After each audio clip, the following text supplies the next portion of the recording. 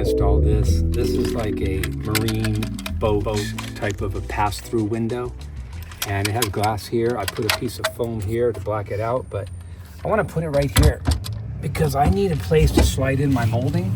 Like my molding comes in 8-foot, 9-foot sticks, so I can't go through here without the bed being open. So I'm going to install this right here like that, and then on the inside it'll flip up, and then it'll go through the gear tunnel and into the front area. So pretty much I used the window frame as a template, got the center of the back of the bed, started grinding a hole out, got into the nighttime a little bit, but we kept on working. Nice sharp blade cuts right through that inner gear tunnel wall. So I got the rough hole cut, little notch at the bottom.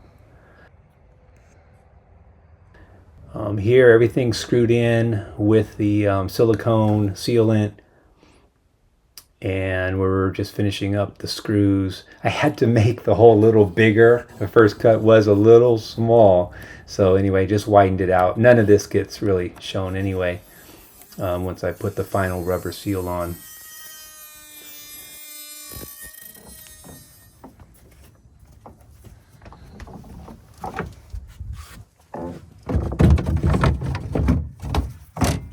Perfect. Perfect. So you pull down the middle seat, lift up the little slider, pass-through window pops right up, and this is where I can slide in my molding. So I do custom picture framing, and I needed a place to pick up my molding and get it in the truck without having the tailgate down. So that's what I came up with. I don't know if this is kind of a specialized need or if anybody else is looking for something like this.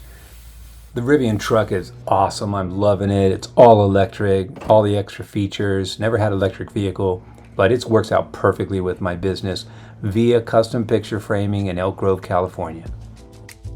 And there's my little boy Cooper, and he loves to get inside the gear tunnel.